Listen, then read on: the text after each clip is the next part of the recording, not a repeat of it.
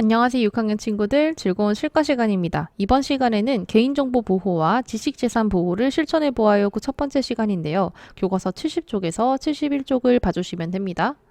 자, 우리 지난 시간에는요, 사이버 중독의 종류, 원인, 극복, 예방 방법에 대해서 배웠었는데, 여기서 극복과 예방 방법에 대해서 좀 자세히 보자면요, 스마트폰 사용 자제 시간과 장소를 정해서 가족이 함께 참여하거나, 혹은 게임 제한은 시간보다 횟수로 정하는 등 사이버 중독을 극복하고 예방할 수 있는 방법에 대해서 배웠습니다. 자, 이번 시간에는요, 개인정보 보호에 대해서 배울 건데, 선생님의 핸드폰에 자주 오는 이런 스팸 문자가 있습니다. 아무래도 선생님 같은 경우에는 전화번호를 정보를 제공을 하는 편이기 때문에 번호가 아무래도 좀 대외적으로 많이 알려져 있죠. 그래서 그만큼 스팸 문자도 좀 많이 오는데요.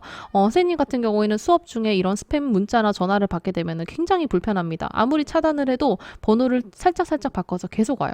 이게 굉장히 저는 불편하거든요. 여러분들은 혹시 여러분들의 개인정보가 유출이 되어서 피해를 입은 경험이 있나요? 혹시 내가 결제하지 않은 상품이 결제가 되었다거나 아니면 내가 모르는 번호로 전화가 온다거나 이런 경험이 있는지 한번 떠올려 보시고요. 이번 시간 학습 목표 다 같이 읽어보겠습니다. 개인정보와 지식재산 보호의 의미를 알고 실천할 수 있다. 자, 여기서 이번 시간에 우리는요, 개인정보에 초점을 맞춰서 공부를 좀 해보도록 하겠습니다.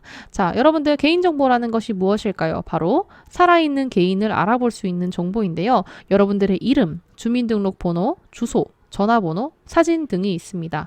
자, 이러한 개인정보는요, 여러분들이 전자상거래, 즉 인터넷 쇼핑 혹은 고객관리 혹은 금융거래 등 사회의 구성 유지 발전을 위한 필수적인 요소가 바로 개인정보겠죠.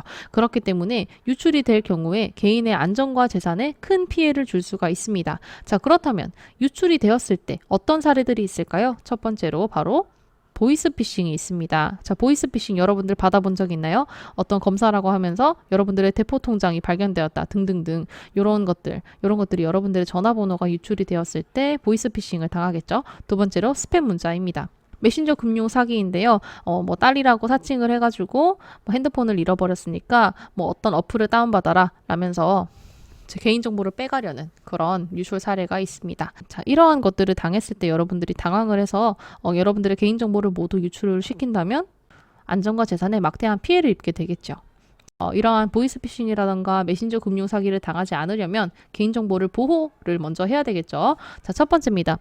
비밀번호는 영문, 숫자, 특수문자 등을 조합해서 설정하고 주기적으로 변경합니다. 여러분들이 비밀번호를 1, 2, 3, 4라고 정했다고 생각을 해보세요. 그러면 다른 사람들이 쉽게 유출을 할 수가 있죠. 예상을 할 수 있기 때문에 비밀번호는 영문, 영어랑 숫자랑 특수문자 등을 잘 조합을 해서 좀 길게 설정을 하고요. 그 비밀번호도 오래 쓰게 되면 유출이 될 수도 있기 때문에요. 주기적으로 변경해 주는 것이 좋습니다. 선생님 같은 경우에는 노트를 한 개 준비를 해요. 그리고 나서 비밀번호가 바뀐다면은 그 노트에다가 바뀐 비밀번호를 적어 놓습니다. 내가 알아볼 수 있을 만큼. 그러면 내가 비밀번호를 자꾸 바꾸면 까먹게 되잖아요. 그러니까 그 노트를 보고 까먹지 않게 로그인을 잘 할 수 있게 메모를 해놓는 편입니다. 자, 두 번째입니다. 여러 사람이 이용하는 컴퓨터를 사용한 후에는 꼭 로그아웃을 합니다.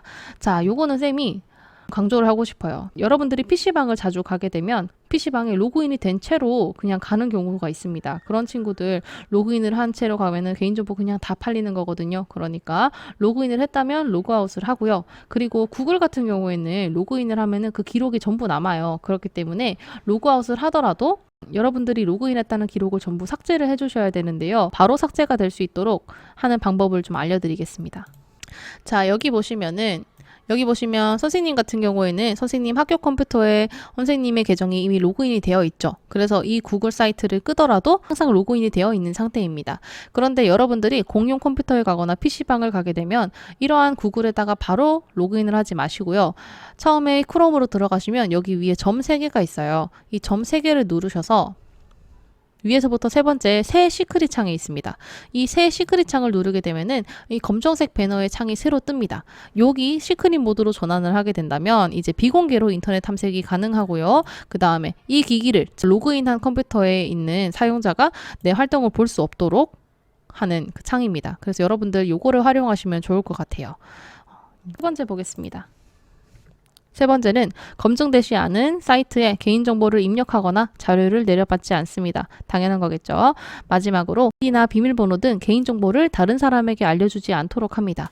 이것도 굉장히 중요하겠죠. 다른 사람에게 알려주는 순간 개인정보는 유출이 되었다는 것이니까요.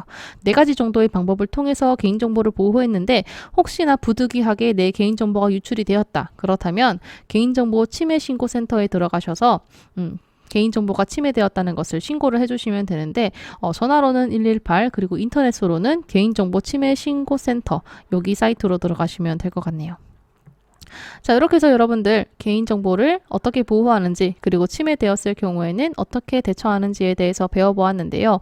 여러분들 스스로 과제입니다. 개인정보를 보호할 수 있는 또 다른 방법은 무엇이 있을지 댓글로 친구들과 의견을 공유해 보시기 바랍니다. 다음 시간에는 지식재산 보호에 대해서 배워보겠습니다. 고생 많았습니다.